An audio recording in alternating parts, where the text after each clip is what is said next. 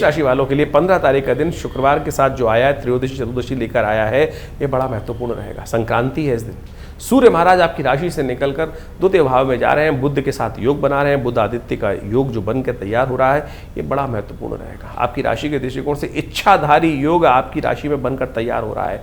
बुध की सूर्य के साथ युति, बृहस्पति की युति शुक्र के साथ, ये जो योग मंगल के साथ बनकर तैयार हो रहा है, ये आपकी राशि में इच्छाधारी योग बनने को तैयार हो रहा है। आपके घर की स्त्रियां जो हैं वो विशेष तौर पर आपके राशि के दृष्टिकोण से इस वक्त ऐसी हो सकती हैं जो आपकी किस्मत जगा सकती हैं।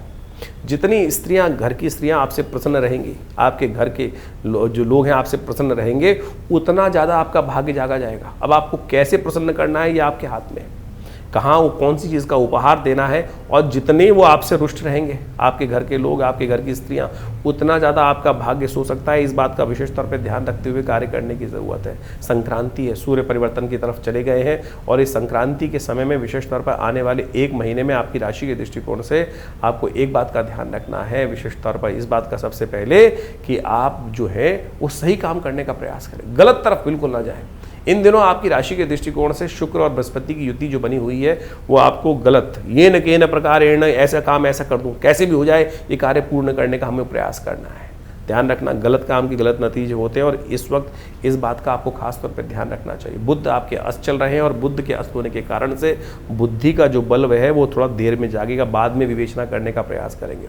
सूर्य का उपाय करने का प्रयास करें। सूर्य इन दिनों आपकी राशि में थोड़े से अजीब प्रकार का योग बना रहे हैं, और उनको बल देने के लिए, सद्बल देने के लिए आपको नित्य प्रति उनका ध्यान करना चाहिए। घर की स्त्रियों को प्रसन्न करने का प्रयास करना चाहिए। 15 तारीख को जो शुक्रवार के दिन संक्रांति का सुंदर योग बन रहा है, चतुर्दशी क्षय होने के कारण से इसमें एक दोष हो गया है, तो इसको ध्यान रखना है कि इस दिन कोई नए मुहूर्त की तरफ उद्धृत नहीं होना है। आने वाले समय में जो पुरुषोत्तम मास आरंभ हो जाएगा, लोग बहुत जल्दी जल्दी मुहूर्त करने की तरफ जाएंगे कि इस दिन कोई मुहूर्त होता लाभ ले लें। तो इस बात का ध्यान रखना, 15 तारीख को जो मुहूर्त बन रहे हैं वो बहुत शुभ नहीं है, क्योंकि चतुर्दशी उस दिन क्षय हो रही है। सूर्य का यह परिवर्तन आपकी राशि के दृष्टिकोण से जो योग बना रहा है, उस समय में सूर्य का बुध के साथ एक अजीब सा योग बन रहा है, और बुध वहाँ अस्त हो गए हैं। तो इस समय में इन दोषों को निवृत्त करने के लिए, थोड़ी सूर्य को नेगेटिव प्रभाव जो है सूर्य का वो ठीक करने के लिए एक उपाय विशेष तौर पर करने का प्रयास करें। कनेर का पुष्प आपको मिल जाएगा। इन दिनों कनेर के पुष्प आने शुरू हो जाते हैं, पीले रंग के कनेर के पुष्प।